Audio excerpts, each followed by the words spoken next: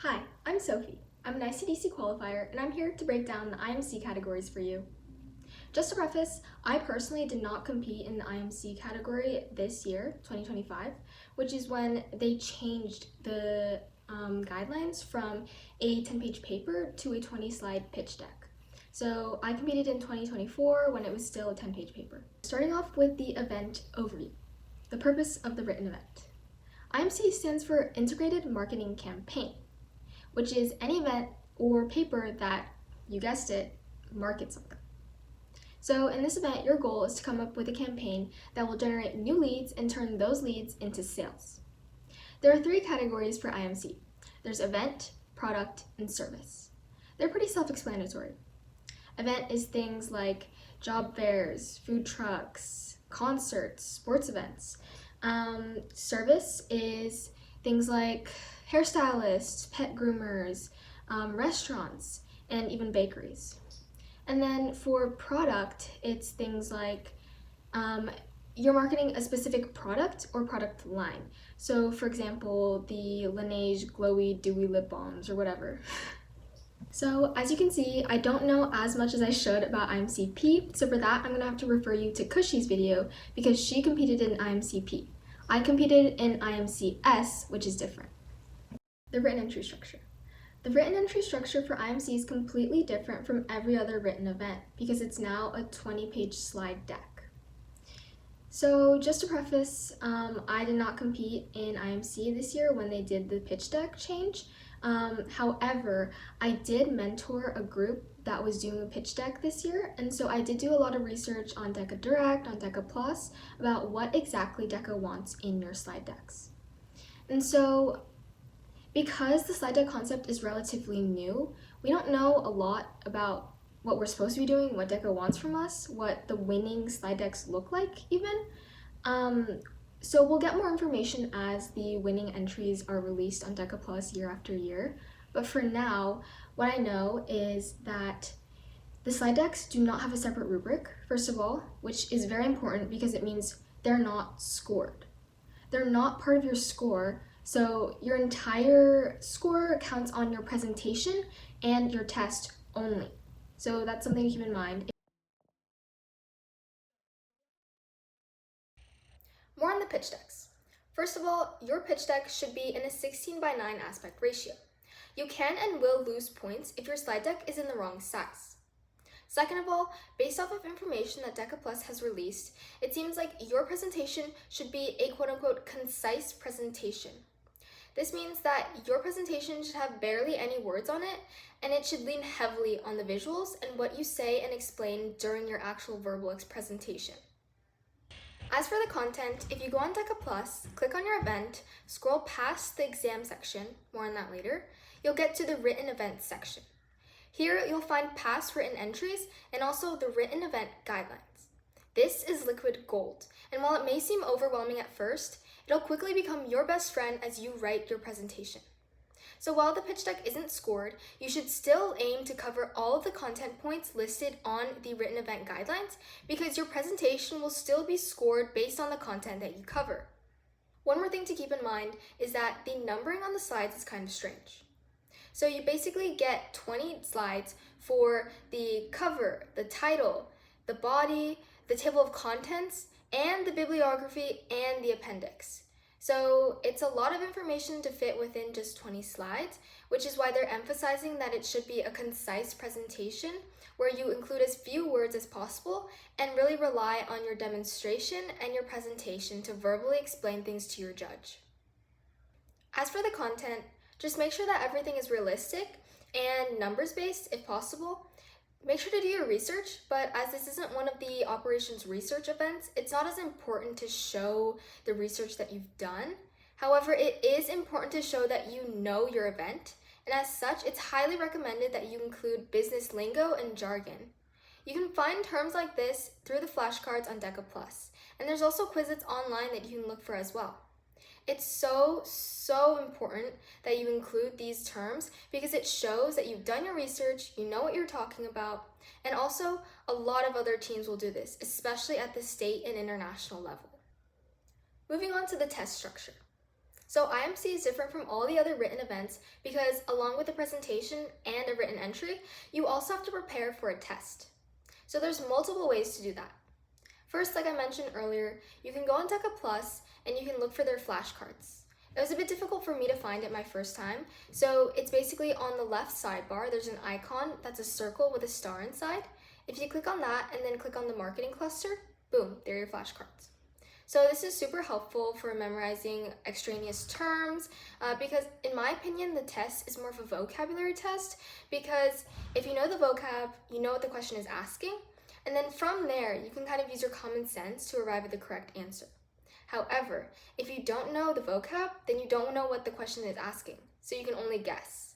So that's why it's so important that you go on DECA Plus and you read their flashcards, and there's also a bunch of other resources online. So for example, there's a bunch of flashcards that people have made on Quizlet, and a lot of the times I find that the ones on Quizlet actually do a better job of explaining the concepts than the DECA ones do. Also, in the exam section of your event for DECA Plus, you'll also find the past exams. This is so helpful for studying, especially because a lot of the questions on past exams will roll over or be used and reused on the regional, state, and international exams. So whenever you take those tests, take note of the questions they're asking because you might see it again, and it might help you to answer that question since you've already done it before. So when you're taking this test, make sure that you grade yourself after you're done, and make sure that you jot down any vocab that you missed and any of the answers and why. Once again, writing this down is just going to help you remember it for the test, and it's especially important that you remember it because it might show up again. Another thing, DECA doesn't actually penalize you for wrong answers, so it's in your best interest to answer every single question that shows up on your exam.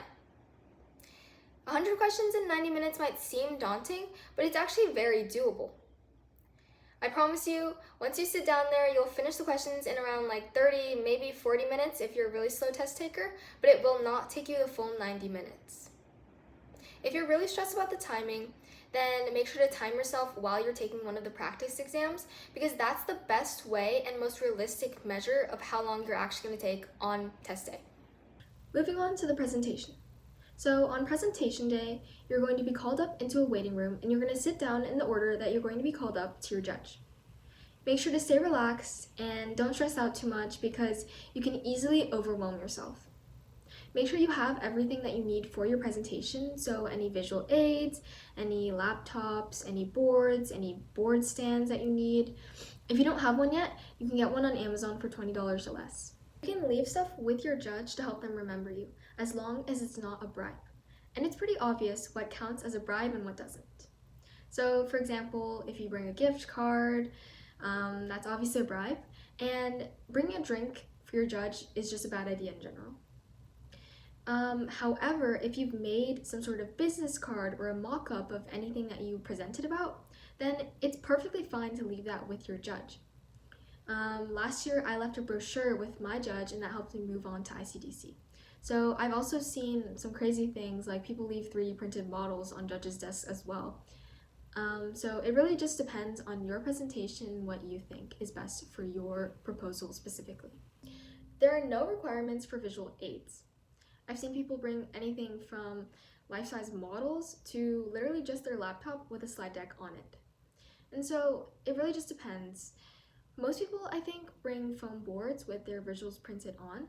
And what our school likes to do is we design our own 18 by 24 inch foam boards, and then we compile them all and place a big bulk order at one of our local printing shops.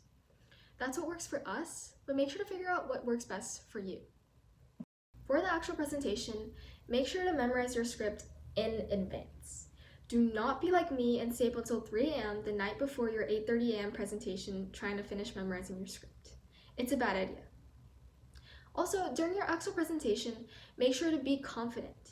Avoid making small hand gestures like 1, 2, 3, and instead go 1, 2, and 3.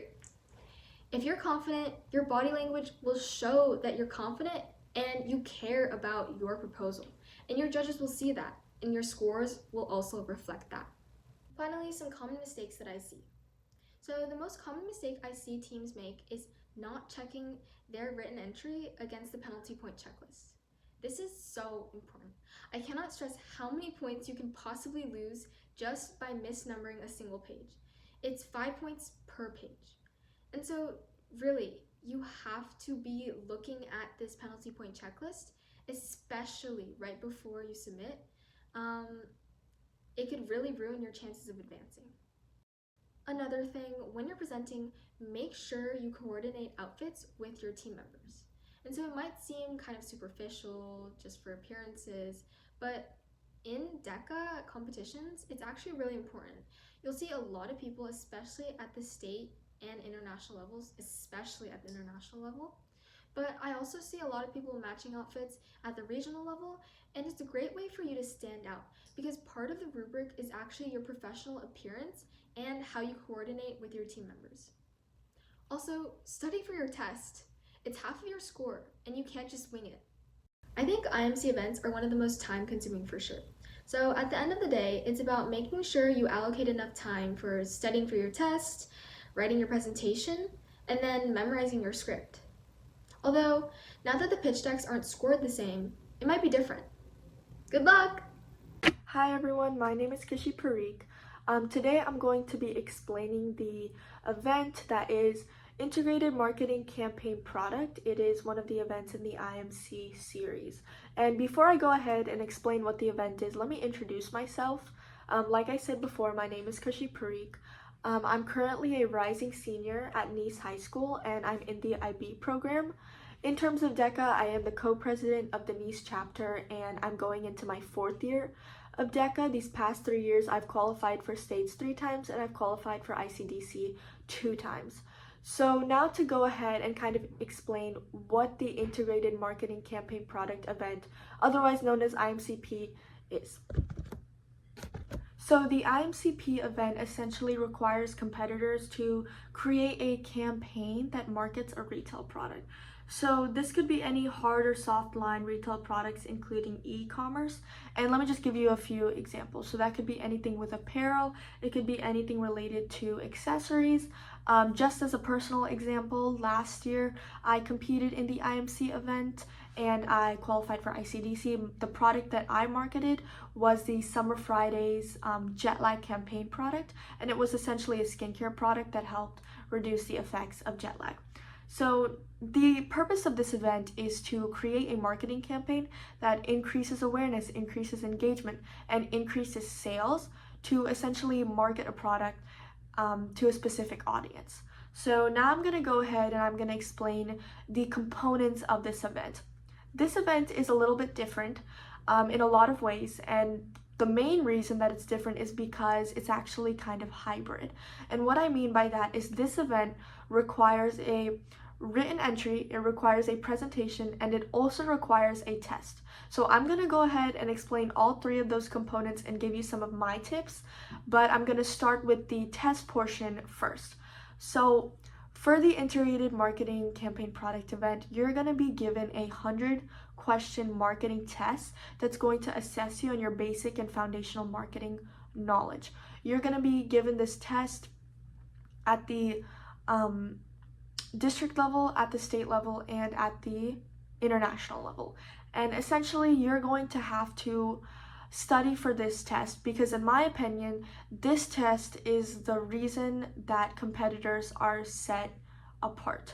And so, to elaborate on that, what I mean is that the test is where a lot of competitors don't do the best. And I can say that in my first year when I competed for IMCP, the test was something that I definitely struggled with. My presentation was really strong and the test was something that I just was really weak in. And so I'm going to give you my tips and explain how I became a stronger test taker for the test for IMCP. My biggest tip would be to go back at the practice test and do them. And I know that a lot of people say this, but to really make sure that you're trying to get the highest score you want, go back and look at the mistakes you made and read the explanation for why it's wrong. There's 2 things that are going to come out of this. The first thing is that you're going to understand why the answer is wrong and you're going to not make that mistake again. And this is important because DECA uses a question bank. By some chance, they might repeat the same questions, and so you really want to make sure that you're not repeating the same mistakes again. The second reason is because this technique is going to show you where you're weak in. So for example, I was consistently getting pricing questions wrong, and this was kind of one of my weak points because I didn't realize that I had to know that kind of knowledge for the marketing test. And as I went through, I realized that I really don't understand the difference between penetration pricing and promotional pricing. And so when I went through my explanation, I realized not only the difference, but I also realized that this is my weakest point. And because I realized that, I went to Quizlet and I looked through the vocab and I understood the different types. And I think that that technique for me, going through and realizing what components you're weak at, has been the biggest benefit because I can go through on Quizlet and I can study my own. There are also flashcards on Deca Plus for you to use, and there's plenty of release pass tests if you want to go and practice them that are on Deca Plus. So now that I've kind of explained the test portion, let me explain the written event portion and the presentation portion. So the written event requires 20 slides and it's limited to 20 slides. And so what that means is that you can go over 20 slides, but you can definitely be under. In my opinion, you should aim to have around 17 to 20 slides because judges really like to see that it's extensive and that it's informational. So in terms of the written entry, there are some specific things that are required, and if you don't have those things, you can get penalty points taken off, and these points are going to negatively impact your score, and they might even prevent you from placing. And so at the state level and the international level, it's really important to make sure that you don't have these errors. And so I'm going to go ahead and explain some of the required sections. Some of the sections that are required is that you need a cover slide, you also need a title slide, and you need a table of contents. After that, it goes down to the body of the pitch deck. And so what you need specifically is you need an overview. The overview is kind of a summary. It's all of your information that's in the pitch deck condensed into one page.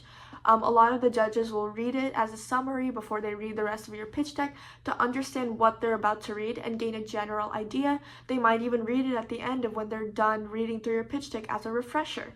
The next thing that you need is that you need the description of your event, product, or service and its company.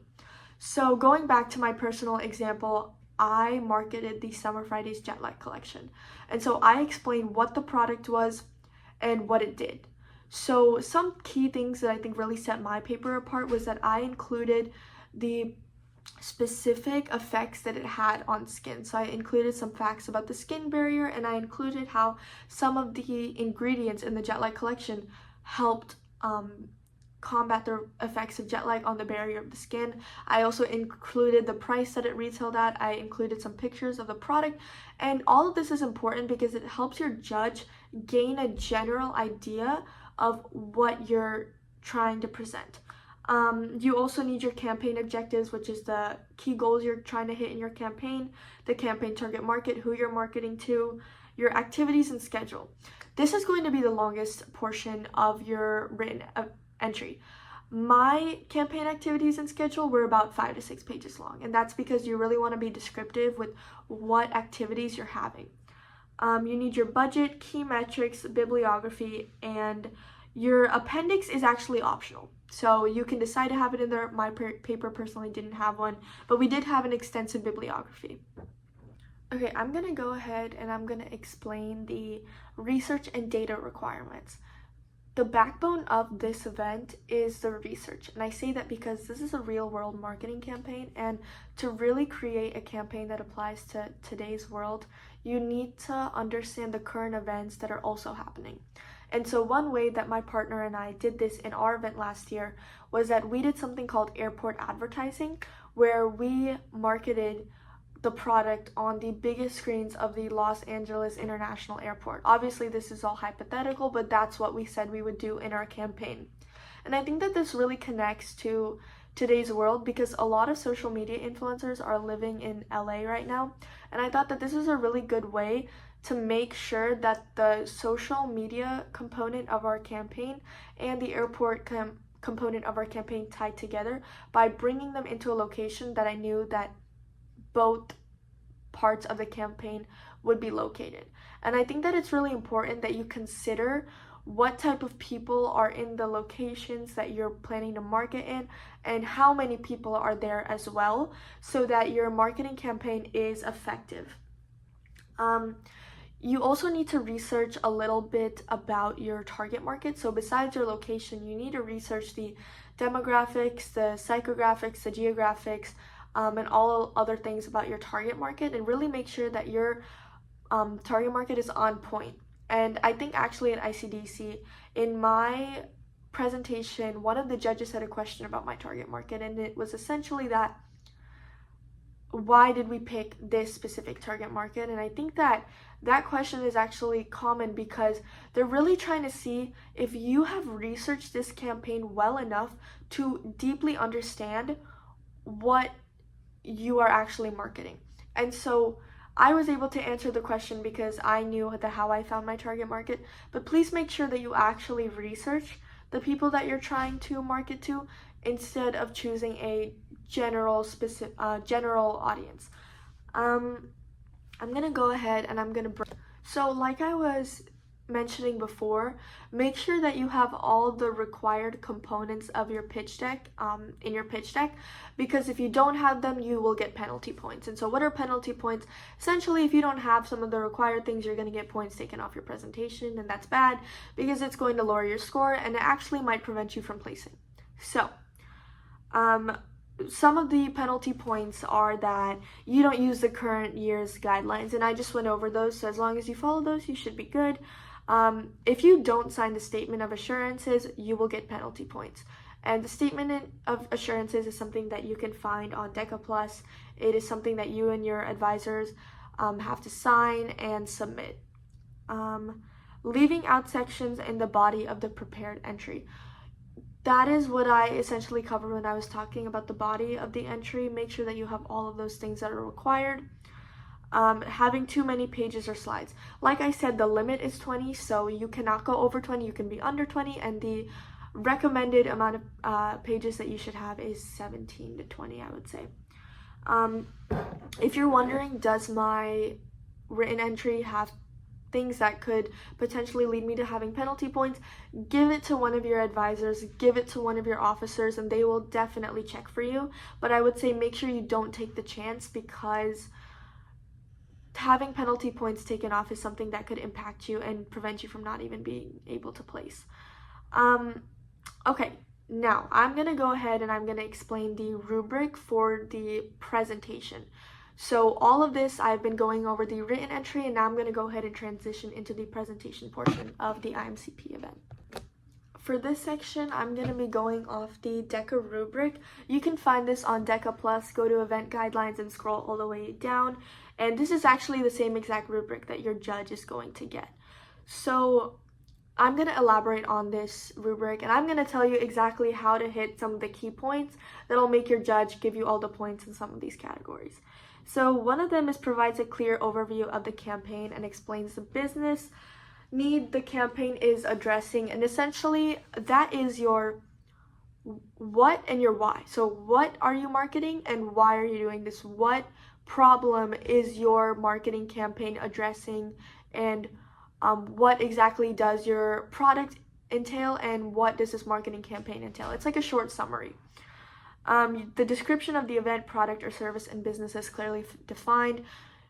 You should use your written entry as a guideline or a reference for this portion, because it is essentially stating similar information. Just make sure that you don't spend too much time on this and explain the product, business, event in a clear way. Your objectives are defined and referenced throughout the campaign. This one is a big place where a lot of competitors lose points because they state their objectives and then they don't come back to it. And that's actually something I struggle with, and I'm going to tell you what you need to do so that you don't lose points like I did. I stated my objectives in the beginning of my presentation and I didn't come back to them.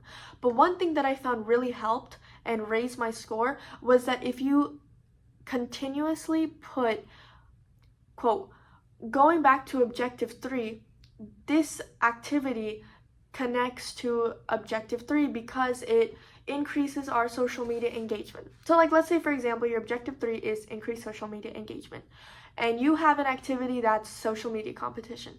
Then explaining that in your presentation, you could say, and now we're going to explain the social media competition portion of this campaign. Connecting back to objective 3, this campaign will blah, blah, blah, blah, blah. And you really want to make sure that you reinforce your campaign objectives, because judges like to see that you have used these objectives as a guideline for the rest of your campaign activities and schedule.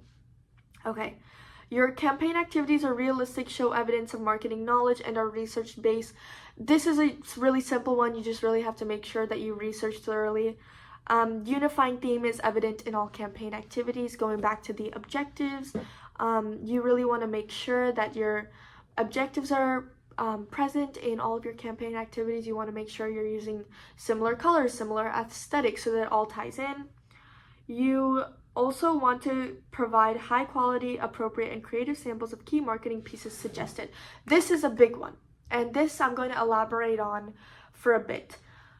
The one that me and my partner used was that we printed out plane tickets, paper plane tickets, and we designed them, and we included the location, we included the seat number. It was a real ticket, and when we came in, our speech was really fun, and it was, "Welcome aboard, judges, are you ready to take off?" And we gave them our flight tickets, and this is something that all my judges loved, at the district level, at the state level, and at the international level. It's something really creative that the other competitors wouldn't have. So take this part of the rubric as a way to set yourself apart from the other competitors. Every campaign is unique, and you should really make sure that your piece that you give to the judges is unique as well. Another example I can give you is that in my sophomore year, I did an OR paper, and I did it on a local pharmacy.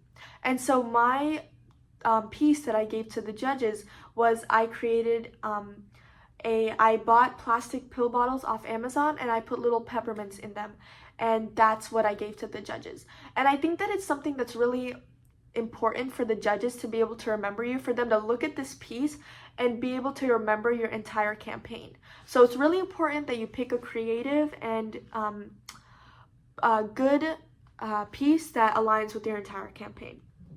Okay, your campaign schedule is cohesive and no more than 45 days long. It shouldn't be more than 45 days long. It can be lower. My campaign was around 35 to 40, and it should be cohesive. So don't spend too much time explaining the specific dates, because it's not the biggest part of your presentation, and really make sure that you keep it concise. Your budget should be realistic.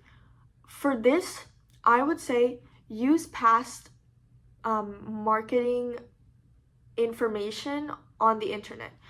And so for what I did is we marketed in the LAX airport, and in that airport we found the costs of each board and how much it would cost to advertise it. How long could we advertise it, for what cost?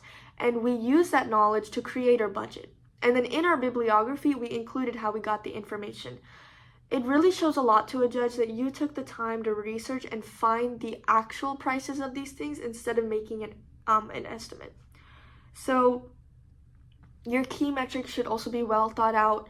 It could be something as simple as a 36% increase in social media awareness, or it could be something as big as a 150% increase in expected customers. It's really about how you want to do it, but make sure that you include the calculations, because a key metric portion without the calculations is not going to get you the points that you want. The nice things are that your pitch deck should be well organized, your poise should be professional.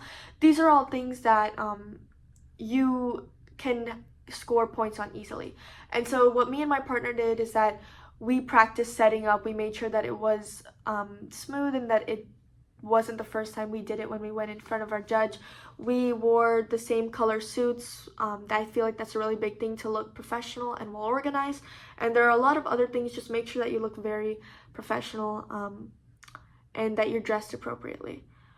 Okay, for this event, creativity is a big thing. And when I say that, I mean that creativity is literally the base of this event. To create your activities, to create your campaign, you need to have a creative side. the more operational side of it are the OR papers, but for the IMC events, these are the creative ones where you can create whatever campaign you want and be able to market that effectively. Okay, now I am going to go ahead and I'm going to give you some of my tips that really helped for me. My first tip to be successful at the district level, state level, international level, any level, is to have very visually appealing boards. And so what I mean by that is that when you're presenting this, the judge will definitely want something physical to be able to reference. And the easiest way you can do that for them is by giving them a board. You design these boards on Canva, Google Slides, whatever you want to do it, and then you print them out at your local FedEx. And so I'm just going to give you an example of the board that I used last year. Me and my partner, we created around 5 to 6 boards and we organized them by section of our paper. So as you can see here, this is one of my boards. We had the picture of the product and we had the overall description of the product on this board because we thought that was a really important part of our campaign, was to be able to fully understand what exactly we're marketing overall. The next board that we had was focused on campaign objectives and target market. And I thought this was really important to have on a board as well because it outlined our overall campaign and the people that we were marketing to, which is a very big, important aspect of the IMC series, is that you know exactly who you're marketing to. Okay. The third board that we had was that we had all of our campaign activities on this board. And so essentially we just kind of put 1, 2, 3, 4, 5 of all the events that we had, and we had a short description underneath it. Make sure that you don't have paragraphs on your boards. Make sure that they're in bullets or they're in concise sentences, because the judges need to be able to focus on what you're saying, and you want to make sure that they're not using their brain power to read the board instead of actually focusing on what you're saying, which may happen if you write extensive, lengthy paragraphs instead of bullets. As for our budget, I thought that was really important, so we created a separate board for budget and we included all of our costs. And so actually one of the questions that I had at the international level was about my budget, and they asked me actually to go back to the board and explain one of the costs.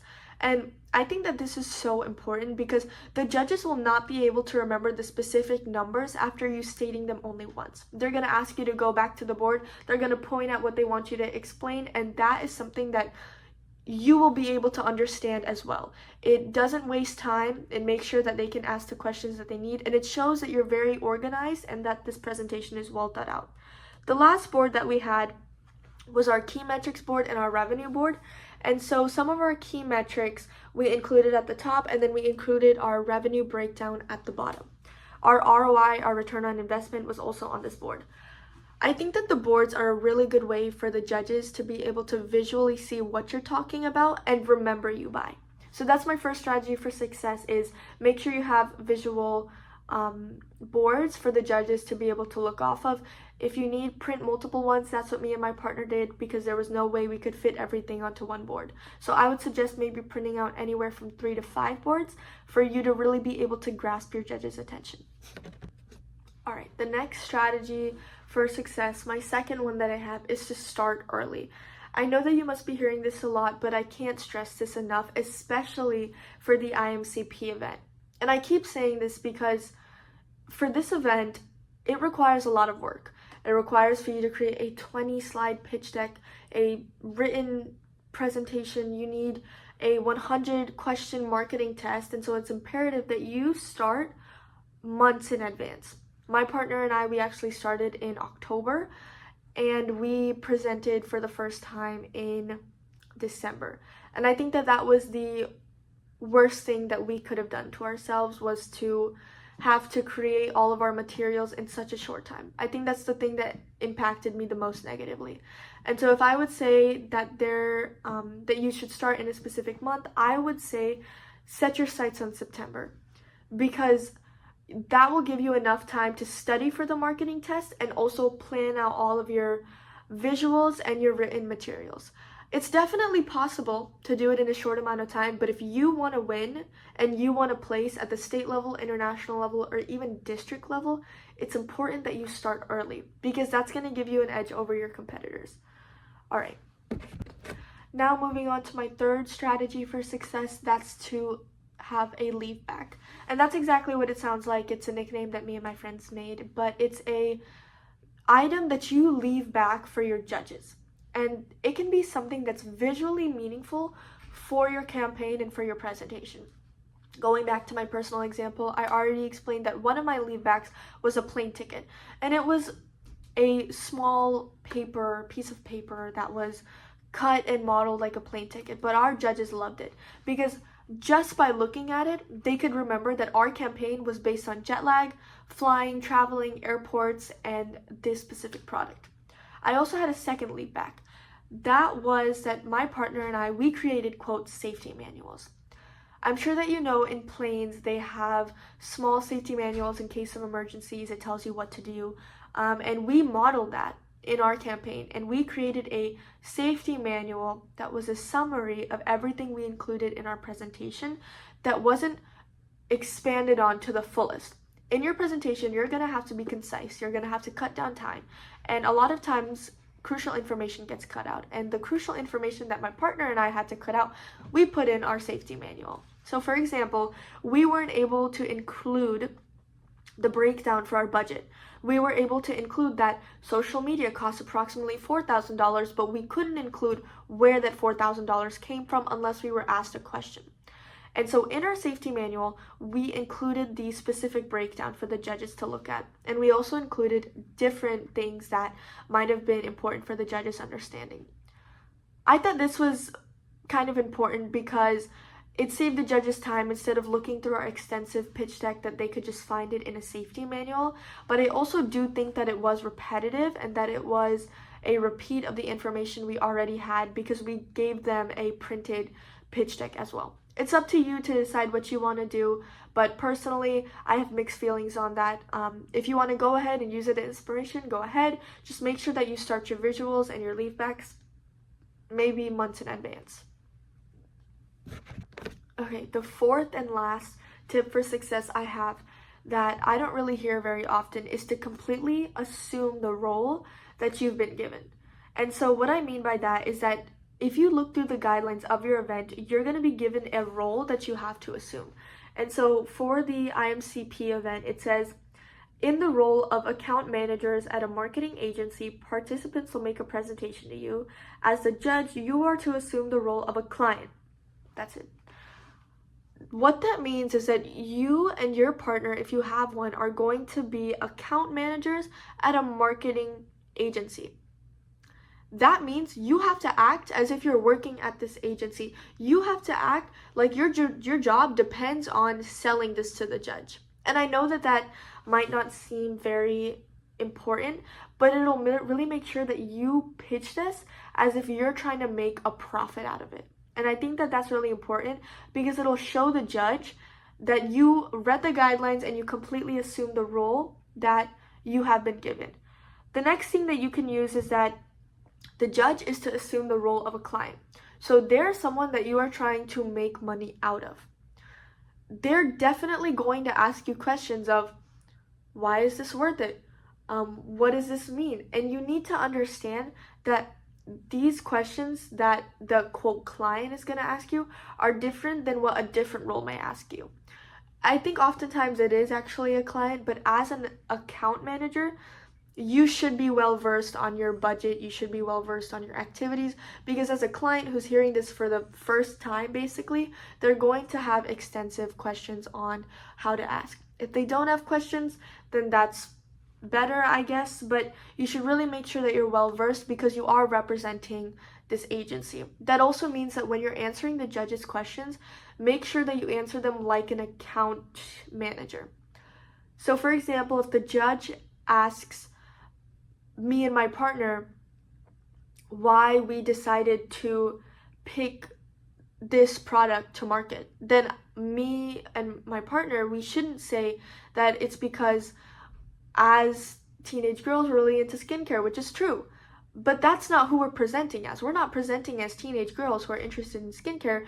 We're presenting as account managers. And so from there, your appropriate response should be, we picked this product because as account managers at our marketing agency, we were assigned to find a gap in the market where consumers need this product and it hasn't been marketed enough. And you have to create a professional response that aligns to the company that you're quote working with.